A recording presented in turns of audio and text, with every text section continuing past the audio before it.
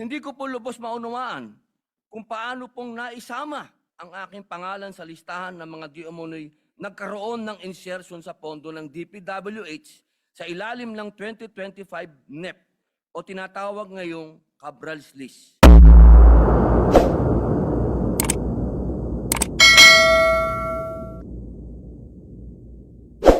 Maraming salamat po, Ginoong Pangulo at sa ating pinunong mayorya.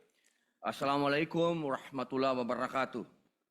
Ginoong Pangulo at sa atin pong mga iginagalang na senador, nagpapasalamat po ako unang-una sa ating liderato, kabilang na po sa ating Senate President Vicente Sotto, sa ating pong Senate President Pro Tempore Ping Lacson, sa ating pong Majority Leader Mig Subiri, at sa lahat po ng mga namumuno sa ating liderato, lalong-lalo na po kay Senador Win Gatchalian bilang Chair ng Finance Committee. Sa loob po ng aking 3 taon dito, masasabi ko pong siya ang pinakamagaling, pinakamahigpit, pinakamaingat at masigasig na tumayo bilang Finance Chairman po natin. At ako po'y nagpapasalamat sa liderato sa pagsusulong ng mga inisyatiba para sa mas malinaw at transparent na proseso ng budget ngayong taon. Taus-puso rin po ako nagpapasalamat na naipasa ang aking mga isinulong na karagdagang pondo sa NCIP, NCMF at Supreme Court para sa pagtatatag ng mga karagdagang Sharia Courts na malinaw na nagpapakita ng malasakit ng Kongreso sa mga sektor na ito ng lipunan. Gayunpaman, malinaw naman po na ako po ay nasa minorya. Kaya kami po, kasama na po si Senator Marcoleta, ay bumoboto ng no sa ratifikasyon ng BICAM report para sa House Bill number 4058 o ang General Appropriation Bill. Malaki po ang paggalang at tiwala ko sa aking mga kasamaan, ngunit meron lamang po akong mga punto na nais ihayag. Una po, sa aking pong pagtantya, ay meron pa rin pong mga hindi klarong alokasyon ng pondo, lalong-lalo na po sa ayuda. At ganun din po ang pagiging Manila-centric ng budget. Ngayon po, ang Mindanao ay nakakakuha lamang po ng 15% sa buong budget. Ikalawa, bagamat naipanalo po natin sa Senado ang kapakanan ng mga katutubo, ako po'y naniniwala na kulang pa rin ang pondo para sa sektor ng mga katutubong pamayanan na lagi pong pinagmumulan ng kaguluhan, ng rebelyon at terorismo. At panghuli, nitong nakaraang Pasko, Petsa 23, lumabas pong aligasyon na di umano'y nagkaroon ng insertion ang lahat ng mga senador sa 2025 National Expenditure Program. Ang isyong ito ay naging sentro ng malawakang talakayan at nagdulot ng kawalan ng tiwala ng publiko. Dapat po nating linawin na alinsunod sa ating konstitusyon, ang proseso ng budget ay nagsisimula sa executive. Ang paghahanda ng budget o ang National Expenditure Program, na kilala rin bilang President's Budget, ay kapangyarihan ng Pangulo na ipinagkaloob ng saligang batas. Ang tungkulin at kapangyarihan ng Kongreso na binubuo ng Kamara at Senado sa paggawa ng batas para sa budget ay nagsisimula lamang matapos isubmit ng Pangulo o ng Executive ang NEP sa Kongreso, kasunod ng kanyang State of the Nation Address.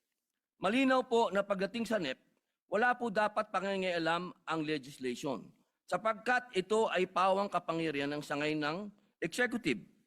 Hindi ko po lubos maunawaan kung paano pong naisama ang aking pangalan sa listahan ng mga di umano'y nagkaroon ng insertion sa pondo ng DPWH sa ilalim ng 2025 NEP o tinatawag ngayong Cabral's List.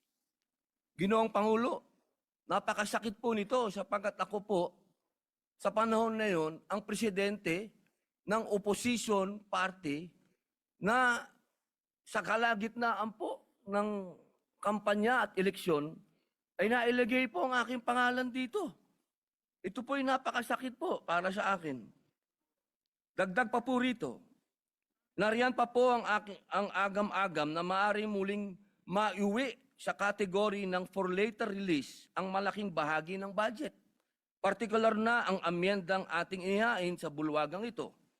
Halimbawa po, sa ilalim po ng 2025 General Appropriations Act, nagkaroon po ako ng iba't ibang amyenda para sana sa mga proyektong makatutulong sa mga tao at lahat po yun ay nag-umpisa na magmula pa po noong 2023. Sana po, ay hindi na po ito may FLR, pero ang balita po, yun daw pong mga hinog, kami po yun, yung oposisyon, yung mga hinog, ay ma-FLR uli.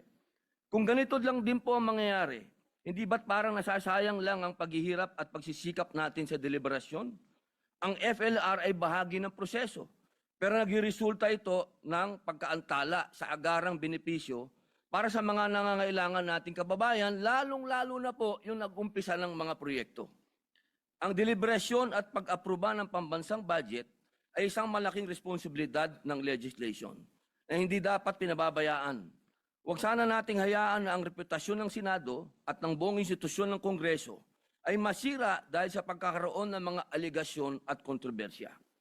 Kung ang mga ito ay hindi tutugunan at itatama, mababaliwala ang maraming buwan, mahahabang araw at gabi na ipinuyat at ginugol ni Senator Win Gatchalian upang busisiin ang budget ng bawat ahensya ng gobyerno. Nais ko ding pong kunin ang pagkakataon na ito upang ipahayag ang aking mungkahi para sa 2027 budget upang maiwasan ng anumang iskandalo. Una, marahil ay napapanahon na upang makonsidera ang pag-amyenda ng ating saligang batas.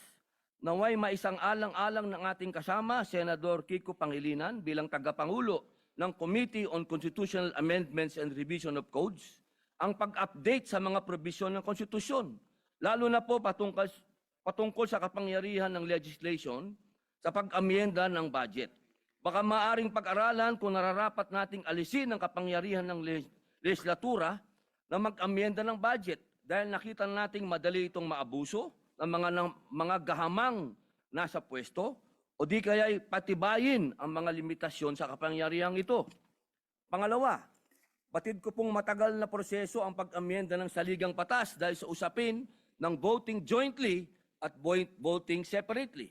Kaya muli, isinusulong ko ang aking panukalang batas, ang Senate Bill 1299 o Mahiya Naman Kayo Act na naglalayong ganap ng alisin sa ekwasyon ang panghihimasok ng mga mambabatas sa pagtukoy, pagpopondo at pagpapatupad ng mga proyekto. Dahil po sa mga nabanggit na kadahilanan, ako po ay bumoto ng no sa House Bill number 4058. Hindi po ibig sabihin na baliwala lahat ang hirap ni Senator Gatchalian. Ako po'y saludo sa kanya. Ngunit, kailangan pong ibigay ko ang boto na ito para sa taong bayan. Maraming salamat po.